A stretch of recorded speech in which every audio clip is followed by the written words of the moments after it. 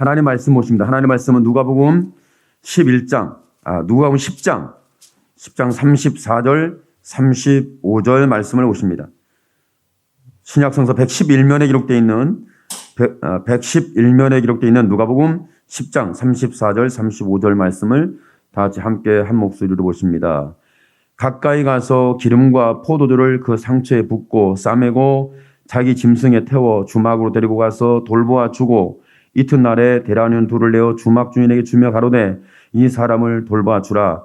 부비가 더 들면 내가 돌아올 때에 갚으리라 하였으니. 아멘. 성경을 보다 보면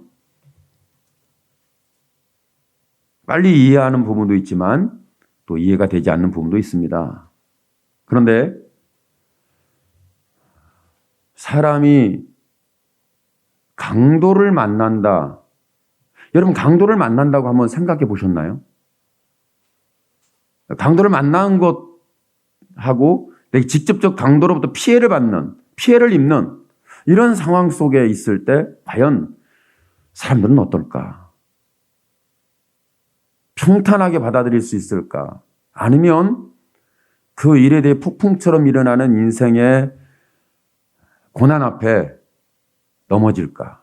대부분의 사람들은 힘든 그 고난의 역경 앞에서 버틸 수 있는 힘이 별로 없어요.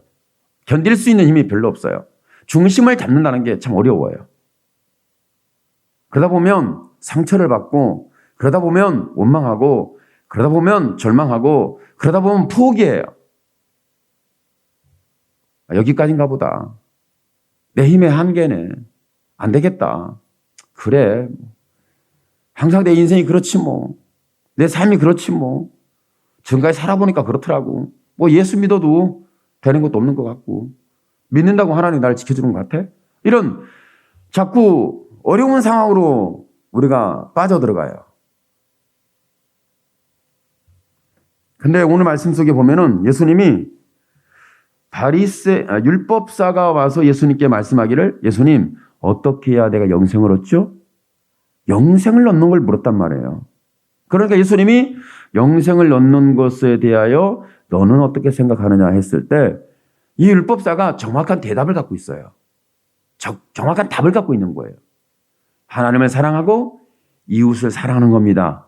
했더니 예수님이 네 말이 맞다. 정확하다. 틀림이 없다. 그랬더니 이런 것에 대하여 듣고 뭐라고 하냐면 옳게 보이려고. 그러면 내가 어떻게 해야 영생을 얻습니까? 하면서 그러면 이렇게 내가 사랑해야 할 대상이 누구죠? 하니까 이웃이 누구냐는 거예요. 예수님이 제사장이 있고 레위인이 있고 사마리아인이 있는데 그 강도를 당하고 다 빼앗기고 거의 매를 맞고 죽을 지경에 있어서 버려졌어요. 그러니까 누가 이 사람을 붙잡아 주지 않으면, 이 사람의 관심을 가져서 그 사람에게 뭔가 도움을 주지 않으면 살 수 없는 그런 지경에 이제 노출이 됐죠. 그때 이제 예수님이 그 사람에게 이웃이 누군지 한번 보기를 원한다. 이 말씀 속에 보면은 그렇습니다. 레위인이라면 제사장 가문이에요. 아브라함의 후손 중에서 혼혈족이 될 수 없는 제사장 가문은 특별했어요. 독특했어요. 그래서 다른 어떤 이스라엘 사람들도 혼혈족이 되면 안 되지만 특히 레위인들은 혼혈족이 되면 안 돼요. 왜 그러냐면 제사장 가문이니까. 제사장은 아무나 되는 게 아니에요. 레위 지파, 레위인 속에서만 제사장이 됩니다. 그런데 아브라함의 후손이고 뽑았다는 거죠. 신앙생활 하다 보면 저와 여러분이 예수 믿는 사람을 뭐라고 말하면 나는 선택받았어. 나는 택함받았어. 나는 많은 사람들 중에서 뽑힘을 받은 이런 사람이야 라고 하는 이런 자부심이 대단합니다. 그런 사람이 이제 레위지파 사람들이죠. 거기에 제사장 직분을 갖고 있는 사람은 제사를 집례하는 사람이에요. 오늘날 하면 예배를 집례하는 역할을 하는 거죠. 대단한 거예요. 아무나 제사를 드릴 수 없어요. 레위인 중에서 뽑힌 제사장 외에는 제사 집례를 못합니다. 성경에 보면은 솔로몬, 그 아들이 르호보암인데 르호보암 때에 나라가 두 쪽이 나요. 북이스라엘은 여로보암이, 남유다는 르호보암이 나눠져서 통치를 하게 됩니다. 근데 여로보암이 가만히 보니까 절기 때만 되면은 예루살렘으로 다 가는 거예요. 다 가. 그러니까 그걸 보더니 이러다가 왕위도 뺏기고 이러다가 땅도 뺏기고 이러다가 권력도 뺏기고 이러다가 내가 죽는 거 아니냐. 이런 두려움이 찾아온 거죠. 불안한 거죠. 그러니까 이제 생각해낸 게 뭐냐면 사마리아에다가 성을 지어놓고 그리고 제사장을 일반 사람들로 제사장 자리에 앉혀서 제사 집례를 하게 만들고 그리고 절기 날짜도 자기가 임으로 바꿔가지고 날짜를 바꿔버렸어요.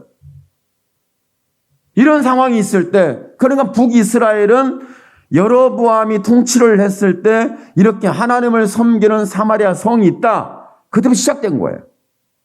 사마리아 사람하고 유대인들하고 그러니까 상종하지 않는다. 신학에 와서는 사마리아 사람들, 사마리아 여인이 뭐라고 말하냐면 당신은 예수님 유대인이면서 나하고 대화를 합니까? 나한테 물을 달라 합니까?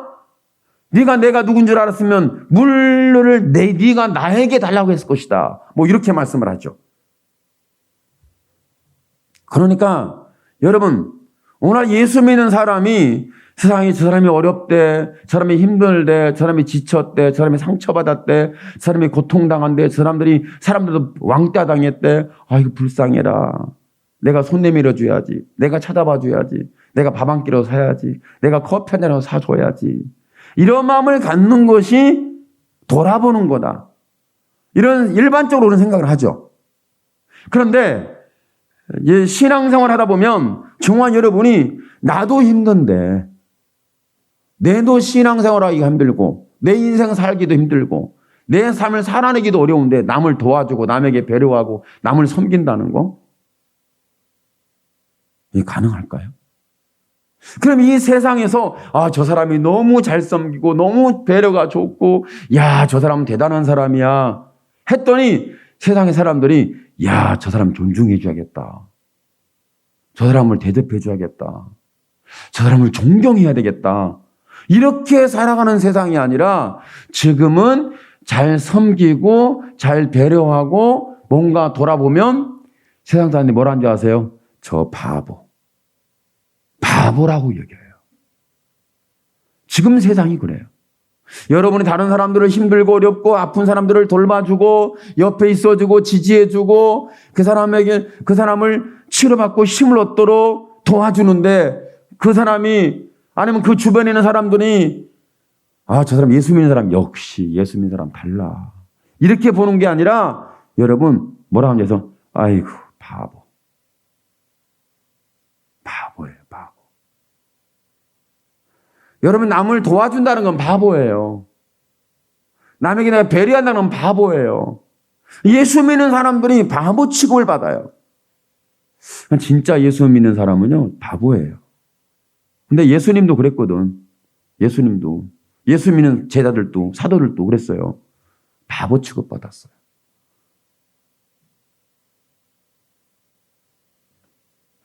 예수 믿는 사람들은 좀 바보스러워요. 성경의 믿음의 사람들은 좀 바보스러워요. 왜? 현실하고 다르거든. 현재 사는 사람들의 생각이나 말하는 삶이나 이 달라요. 일치하지 않아요. 그러니까 바보 취급받는 거예요. 세상에 저와 여러분이 예수 믿는 사람으로 살아내는데 얼마나 어려움이 있는지 몰라요. 왜? 내가 믿음으로 살면 바보 이렇게 오해를 하니까. 그런다고 그래요. 여러분 지금도 약간 그런 게 있지만 예배드리는 주일날 예배드린다 그러면 뭐라고 그래요? 바보. 이 시기에 예배드려 이 바보. 그렇게 혹시 말하지 않나요? 저는 예배드리는 것을 감춰 말 안 해. 왜? 바보 취급받기 싫으니까. 이런 상황을 봤을 때 저는 보니까 천국 가려면 바보가 돼야 할 것 같아요. 여러분이 스스로에게 말하든 옆에 분에게 말하든 이렇게 좀 한번 얘기해 주세요. 아이고 바보. 아이고 그래도 예수 믿어? 바보. 바보 취급을 받는 거예요. 그런데 실상은 저와 여러분이 성경의 인물들이 그랬고 지금 시대도 그렇고 예수 믿는다는 것이 바보스럽고 약간 억지스러운 면이 있는 것처럼 보이는데 남을 배려하고 섬기는데 남을 선한 이웃이 돼서 다른 사람을 지켜주고 지지해주고 그 사람이 치료받고 건강해지고 힘을 얻어 일어날 수 있도록 도와주면 그런데요 가만히 보면 그래요. 여러분이 언제까지 도와줘야 되죠? 사람을 도와주는 데는 한계가 있는 거예요. 나도 힘든데 너도 힘든데 나는 지쳤는데 너도 지쳤잖아. 내가 그만해야 되겠다. 그만 여기까지다. 더 할 수가 없다. 왜? 내 힘의 한계에 부딪힌 거예요. 내 노력의 한계에 부딪힌 거예요. 내 의지의 한계에 충돌이 된 거죠. 그러다 보니까 더 이상 안 되겠다. 못하겠다. 이런 상황이 되죠. 그런데 오늘 말씀 속에 영생을 얻으려면 너는 이렇게 이웃이 돼야 된다. 말씀하는 것처럼 보이잖아요. 오늘 성경에 보니까 뭐라고 말씀하냐면 예수님께서 가까이 가서 기름과 포도주를 그 상처에 붓고 싸매고 자기 짐승에 태워 주막으로 데리고 가서 돌봐주고 이튿날 대란 둘을 주며 주막 주인에게 말하기를 이 사람을 돌봐주라. 만약에 비용이 더 든다면 내가 돌아올 때 모든 걸 갚으리라. 그럼 예수님이 이 말씀을 했을 때 강도를 당한 사람을 도와주는데 어떤 상황이 된 거예요? 이런 바보가 어디 있어요? 도와달라고 한 것도 아니에요. 도움의 손길을 뻗은 것도 아니잖아요. 그냥 스스로 도와준 거예요. 그런데 도와주는 사람이 누구냐면 사마리아인이라고 말하고 있습니다. 사마리아인. 사마리아인이 어떠한 중에? 여행하는 중에. 그럼 여기에서 정말 도와줘야 한다면 누가 도와주냐면 레위인들이 도와줘야 맞습니다. 제사장이 도와주는 게 맞습니다. 여러분 지금 세상에 다 어려움일 때 누가 누구를 돕겠어요? 세상 사람들이 교회를 돕는 게 아니라 교회가 세상을 돕습니다. 예수 믿지 않은 사람이 믿는 나를 도와주는 게 아니라 믿는 사람이 믿지 않은 사람을 도와주는 거예요. 과연 여러분은 지금 예수 믿는 교회가 세상을 돕고 있고 붙잡고 있고 지지해주고 있고 치료해주고 있고 회복시켜주고 있고 옆에 있어주고 함께 해준다고 믿나요? 그럼 바보죠. 지금 바보예요. 그런데 오늘 말씀 속에서 이렇게 말씀하는데 그럼 이 말씀은 율법사에게 영생을 얻으려면 너는 이웃이 되라. 선한 이웃이 되라. 그러니까 강도 당한 사람이 있으면 가도 도와주고 그냥 지나가지 마. 봐봐. 제사장이 제사를 집례하는 제사장이 그냥 지나갔다. 레위인 뽑고 뽑은 선택받은 사람이 그냥 지나갔어. 근데 사마리아인은 이방인 취급받아요. 사마리아인은 정상적인 유대인 아브라함의 이 혈통으로 보면 혼혈적이거든요. 혼혈적.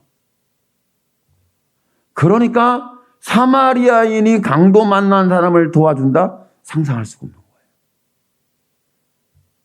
오늘날로 말하면 예수 믿지 않는 사람이 예배도 안 드리는 사람이 기도도 안 하는 사람이 신앙생활도 안 하는 사람이 강도 당한 사람을 도와줬고 강도 만난 사람을 치료해줬고 강도 만난 사람을 케어해줬고 강도 만난 사람 편에 있어서 모든 비용을 감당을 하고 강도 만난 사람을 치료해줬다. 일으켜줬다. 회복시켜줬다. 이렇게 말씀하는 것처럼 보이잖아요.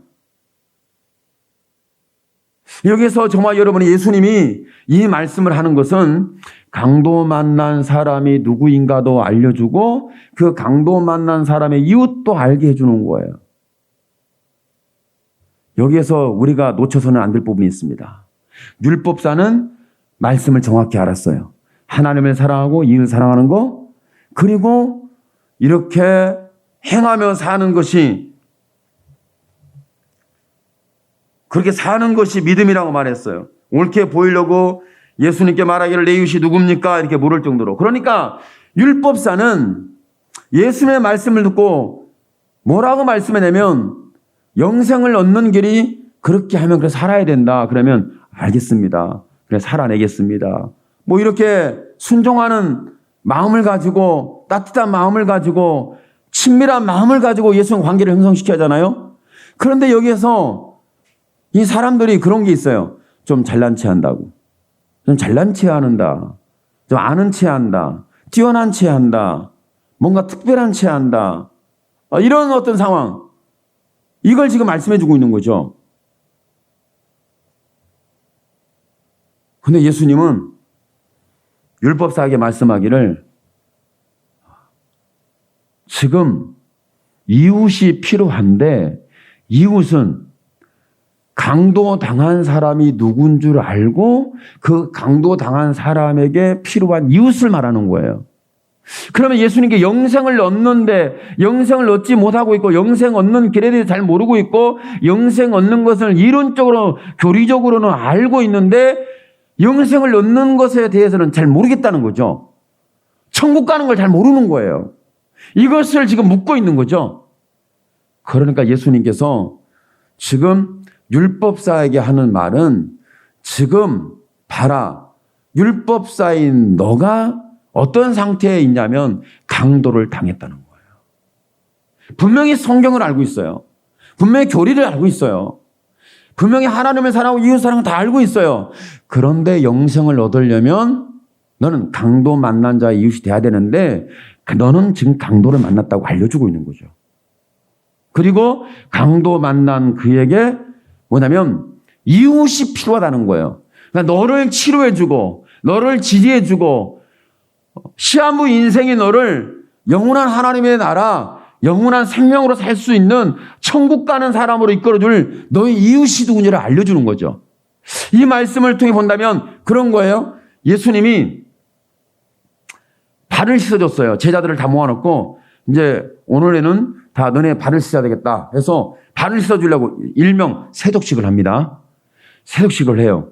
세독식을 하는데 발을 씻어주고 가다가 누구의 앞에 딱 있냐면 베드로 앞에 가니까 베드로가 어쩔 줄 몰라는 거예요. 아니 예수님이 내 발을 씻다니. 아니 예수님이 내 발을 씻어. 내가 예수님 발을 씻어야지 예수님이 나의 발을 씻는다고. 그러니까 어쩔 줄 몰라. 뭐 씻으라고 할 수도 없고 씻지 말라고 할 수도 없고 이럴 수도 없고 그래서 막 갈등하다가 베드로가 거기에서 아주 그냥 자신 있게 큰 소리로 예수님께 말씀했어요. 뭐냐면 예수님 내가 예수님 발을 씻어야지 어떻게 예수님이 내 발을 씻습니까? 이렇게 얘기를 하죠. 그러니까 예수님이 거기에서 베드로야 내가 네 마음을 안다. 내가 네 발을 씻는 거 오늘 내가 발을 씻어야 되니까 그냥 씻자 닦자 이렇게 베드로가 예수님이 그렇게 설득을 함에도 불구하고 베드로가 쉽게 발을 내는 게 아니라 아니 그럴 수 없습니다. 이거 안 돼 안 돼. 내가 예수님의 발을 씻어야지 예수님 내 발을 씻으면 안 된다는 거예요. 아주 강하게 완강하게 거부를 했어요. 그랬더니 예수님이 그에서 하신 말씀이 뭐라고 하는지 아세요? 베드로야 내가 너의 발을 씻어주지 않는다면 너는 나와 오늘 상관이 없다. 예수님이 발을 씻어주지 않으면 제자요 사도요 부르심을 입었다 할지라도 너는 나 상관이 없어. 어찌 보면 예수님이 말씀을 할 때 이렇게 강하고 분명하고 명확하게 선을 긋듯이 말씀을 하셨잖아요.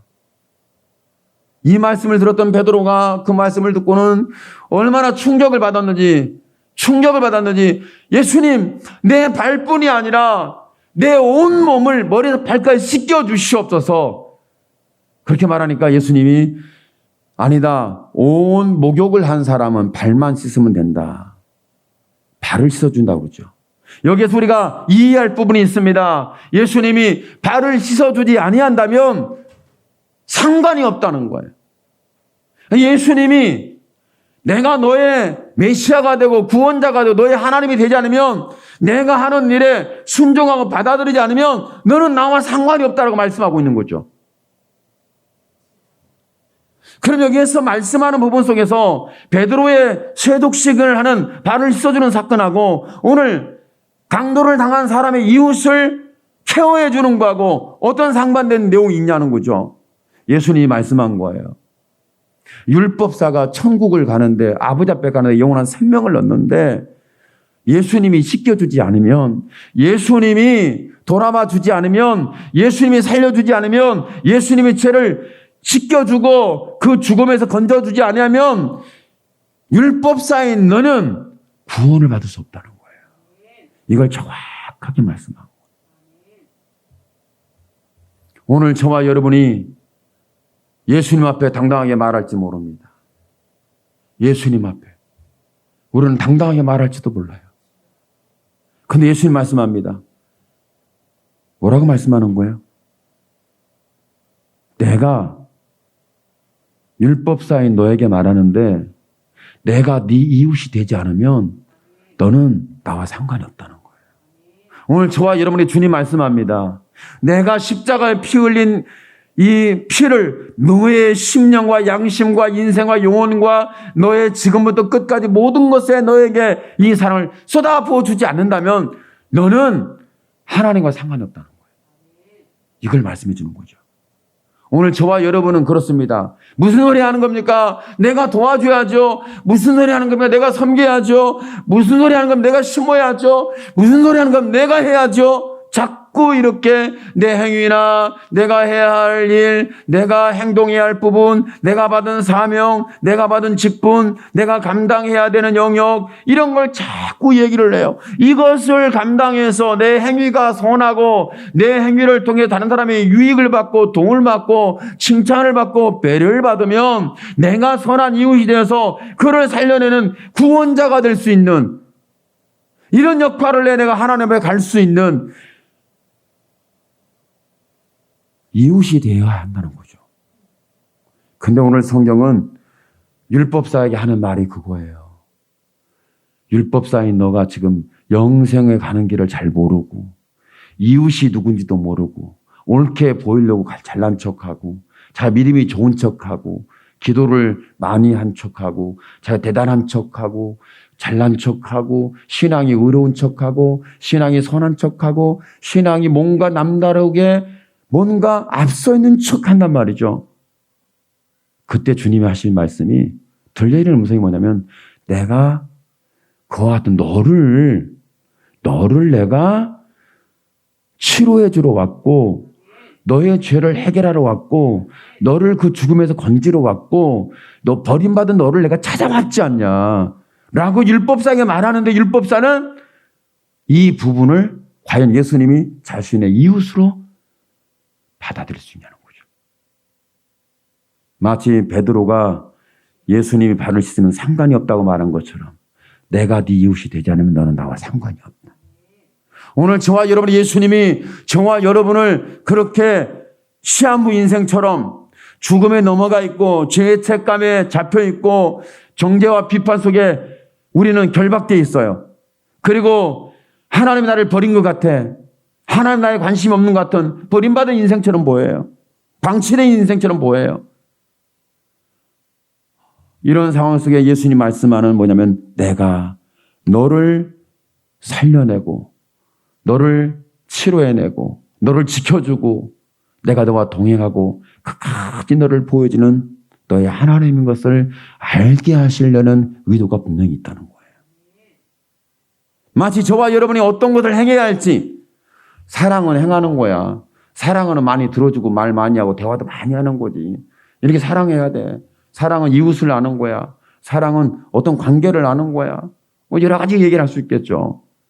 근데 오늘 저와 여러분이 사랑은 뭐냐면 이웃이 되어주는 거예요.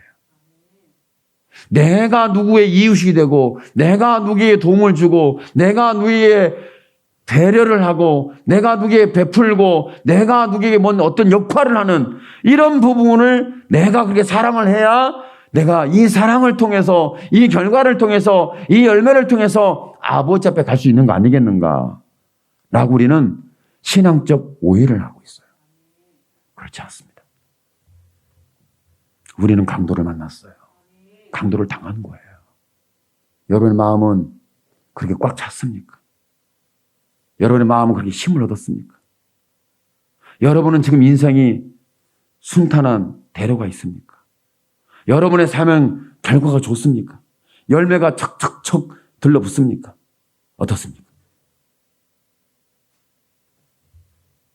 여러분은 지금 누가 나를 버렸고 나는 버림받은 것 같은, 누가 나를 붙잡아 주지 않으면, 내게 다가와 주지 않으면, 누군가가 내게 이 죽음에서 이끌어내 주지 않으면, 이 결박을 풀어내 주지 않다면, 이 강도 만나서 내가 모든 것을 빼앗긴 이 상황에 누군가가 내게 공급해 주지 않으면 나는 살아갈 수가 없다. 이런 상황이 보여야 되는 거예요. 그때에 내 이웃이 누구냐면, 여러분, 십자가에서 피함을 쏴서 말씀하기를 내가 다 이루었다. 상관이 없는 게 아니라, 예수님의 십자가 나와 상관이 없는 게 아니라 나하고 깊은 연관이 있는 거예요. 예수님의 피 흘린 사건은 내 죄와 내 행하는 것과 내 공허함과 내 어두움과 내 죽음과 내 고통과 길을 잃고 방황하는 나와 아무런 상관이 없는 것이 아니라 너무나도 확실한 연관이 돼 있어요. 그래서 예수님의 사랑은 저와 여러분의 이웃이 되어주는 거예요. 오늘 사마리안 같이. 하나님은 거룩한 분이고, 하나님은 이런 분이고, 하나님은 하나님이시니까 나같이 타락하고, 나같이 죄짓고, 나같이 이렇게 어둡고 캄캄하고, 나같이 중심을 잡지 못하고, 나같이 순종하지 못하고, 나같이 연약하고, 나같이 여리고, 상처받기 쉽고, 다른 사람은 다 몰라. 내가 그렇게 상처를 많이 쉽게 빨리 받는다는 몰라. 다 사람들은 외모를 볼 때, 어우, 저 양은 진짜 세네. 아, 강해. 야, 예수 믿는 사람이야. 저 사람은 정말 본받을 만해. 근데 그 사람 내부에서는 뭐가 있어요? 너무 힘들어. 그게 바로 저와 여러분의 모습이에요. 거기에 예수님이 말씀합니다. 이렇게 내가 강도를 당하고 있고, 이렇게 마음을 뺏기고, 내 영혼을 뺏기고, 죽음에 노출되고, 길을 잃고 방황하는 이런 상황 속에 있는데 예수님이 율법사에게 하는 것처럼 말씀하는 거예요. 내가 너의 이웃이 되어주겠다. 상처가 어딘지 보여줘라. 내 피와 물을 쏟아 부어주겠고. 그리고 힘을 내지 못하고 일어서서 걸어내지 못하니까 예수님이 우리를 끌어안으셨고 짊어지셨고 십자가에서 그런 이루는 은혜가 있잖아요. 이와 같은 역사를 하나님이 이루어가고 있었던 거예요. 이것이 바로 예수님이 우리의 이웃이 되어서 영원한 생명을 주시는 예수님의 사랑의 이야기입니다. 오늘 말씀 속에 있는 부분 속에 다시 한번 우리 주님께서 말씀하는 부분을 보십시오. 만약 주님이 나를 치료하지 않는다면, 나를 지켜주지 않는다면, 나를 받아주지 않는다면, 내 편이 되어주지 않는다면, 나와 함께 해주지 않는다면 나는 믿음으로 살 수 없을 뿐만 아니라 나는 하나님과 동행할 수 없을 뿐만 아니라 나는 아버지 앞에 갈 능력도 없다는 거예요. 그런데 오늘 예수님 말씀합니다. 처음부터 끝까지 나는 너를 사랑한다. 여러분이 처음 받은 사랑이 있잖아요. 지금은 그 사랑이 별로 내가 받고 있나 의심이 가죠. 그런데 그 사랑은 변함이 없습니다. 오늘 말씀을 보세요. 이웃이 되어준 예수님이 뭐라고 말씀해요? 영생을 얻게 하는데 내 의지나 내 노력이나 내 힘과 내 행위 속에 있는 부분이 전혀 없어요. 처음부터 끝까지 누가 해요? 이웃이 해줘요. 누가 해주는 거예요? 예수님이 해주는 거예요. 치료해주고 일으켜주고 세워주고 안식하게 해주고 그리고 만약에 내가 갔다가 다시 올 텐데 갔다 올 때에 비용이 많이 발생했다면 그 모든 비용까지라도 누가 감당한다는 거예요? 네가 감당해라. 이렇게 말씀한 게 아니라 내가 감당한다. 오늘 저와 여러분의 죄일지 우리의 허물일지 우리의 고통일지 저와 여러분이 강도를 당해서 강도를 만나서 버림을 당한 삶일지 우리는 지쳐있는 고통한 상처받은 상황일지 그 모든 것을 끌어안아서 처음부터 끝까지 우리를 치료하고 케어해주고 함께 붙잡아주고 만약에 거기에 더 많은 그 죄와 허물 고통에 죽을 수밖에 없는 많은 기간 속에서 뭔가 필요한 부분이 공급된 사실이 있는데 그 모든 것까지라도 누가 감당해 주겠다는 거예요? 예수님이 감당해 주겠다는 거예요.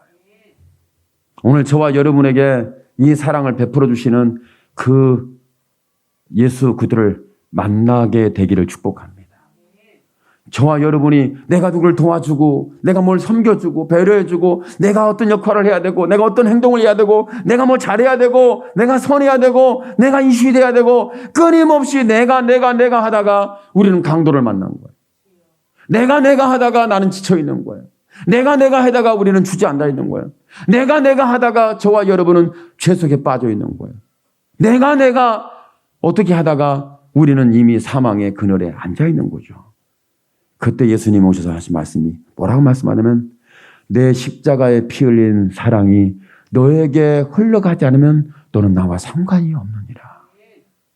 하나님의 사랑이 우리 속에 일어나지 않으면 우리에게 베풀어 주지 않으면 우리에게 적용시켜 주지 않으면 우리에게 쏟아부어 주지 않으면 저와 여러분 상관이 없다는 거예요. 아버지의 나라에 하나님 앞에 가는 거 아버지의 품에 가는 게 상관이 없다고 주님 말씀하고 있잖아요.